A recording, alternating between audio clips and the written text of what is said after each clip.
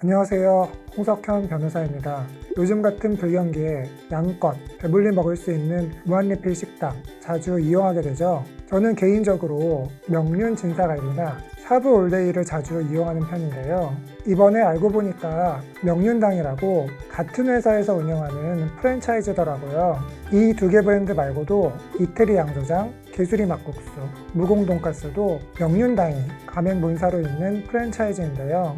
최근 언론 보도에 따르면 명륜당이 전혀 의외의 이슈로 검찰 수사를 받고 있다고 합니다.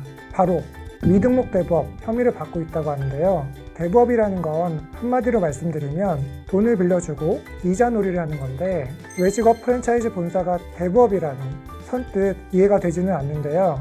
무엇 때문에 문제가 된 것인지 간단히 설명드리겠습니다. 언론 보도에 따르면요, 명륜당은 창업 자금이 부족한 가맹 점주에게 신생 대부업체들을 소개해서 돈을 빌릴 수 있도록 해줬다고 합니다. 연 10% 중반 정도의 이자로 말이죠. 그런데 그 대부업체의 실소유자가 누구인지를 확인해 봤더니만 명륜당의 공동대표이자 주요 주주였다고 합니다. 뭔가 좀 이상하죠? 이 신생 대부업체들이 어디서 빌려줄 돈을 융통해 왔나 추적을 해봤더니만 바로 명륜당이었다고 합니다. 명륜당이 대부업체한테 돈을 빌려주고 그 돈을 대부업체가 점주들한테 다시 빌려주는 이런 구조였던 거예요. 이게 끝이 아닌데요. 명륜당도 큰 프랜차이즈이긴 하지만 현금을 몇백억씩 쌓아두고 있는 건 아니죠.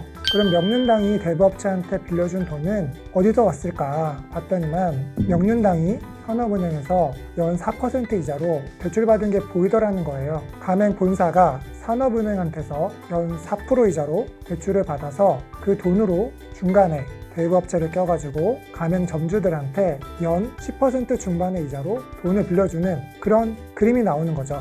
알고 봤더니 이건 뭐 고깃집이 아니라 고리대금집이었다는 소리가 절로 나오는 상황입니다. 명륜당 나름대로는 중간에 대부업체를 껴가지고 점주들한테 돈을 빌려줬기 때문에 부적절해 보일 수는 있지만 법적으로는 문제가 없을 거다라는 나름의 계산이 있었을 것 같은데요. 특히 미등록 대부업으로는 문제가 안 될 거라고 생각을 한 것 같습니다. 원래 대부업을 하려면 관할 지자체에서 라이선스를 받아야 되거든요. 라이선스를 안 받고 대부업을 하면 미등록 대부업으로 대부업법에 따라서 처벌을 받게 되죠. 명륜당 같은 경우에는 여러 대부업체들한테 돈을 빌려주고 이자 수익을 취득한 것이 실질적으로 대부업을 한 것이 아니냐라는 혐의를 받고 있는 겁니다. 대부업이냐 아니냐를 판단할 때 상대방은 중요한 게 아니거든요. 대부업법상 이용자가 개인이든 회사든 상관없이 돈을 빌려주는 사람이 계속적, 반복적으로 돈을 빌려주고 수익을 얻는다면 그건 대부업에 해당합니다. 지금은 명륜당이 문제가 되고 있지만 과연 프랜차이즈 업계에서 이 회사만 이런 식의 구조를 짜지는 않았을 것 같은데요. 가맹 점주에게 자금을 대여하는 가맹 본부가 있다면 제2 명륜당, 제3의 명륜당으로 문제되기 전에 미리 점검을 받으시고 리스크를 줄여나가시길 바랍니다.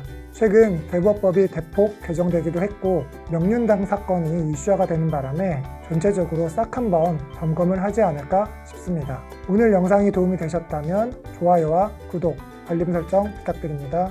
여기까지 홍석현 변호사였습니다.